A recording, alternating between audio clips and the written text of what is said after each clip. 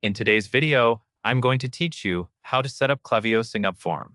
To begin, make sure you are logged into your Klaviyo account and you are looking at the main dashboard. On the left-hand navigation menu, find and click Website. This is where Klaviyo keeps the tools related to your on-site experience. Under Website, choose Sign Up Forms. This will take you to the area where you can view existing forms and create a new one. Next, go to the top right corner of the page and click Create Form.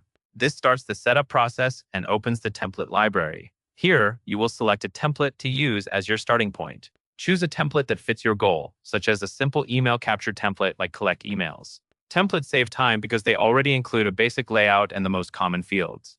After selecting a template, you will configure the basics.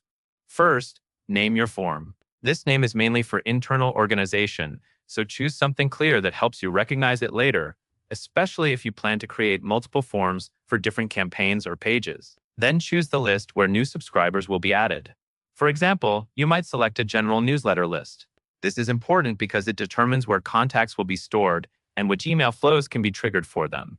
Once the name and list are set, click Create Form to enter the editor. Inside the editor, focus on design and targeting. Use the style settings to match your brand. Update colors and fonts so the form looks consistent with your website. This helps the form feel trustworthy and intentional, rather than looking like a generic pop-up. Now open targeting and behaviors.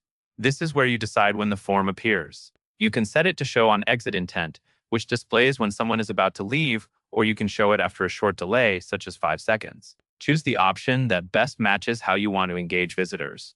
When everything looks correct, review the form one more time for clarity and branding.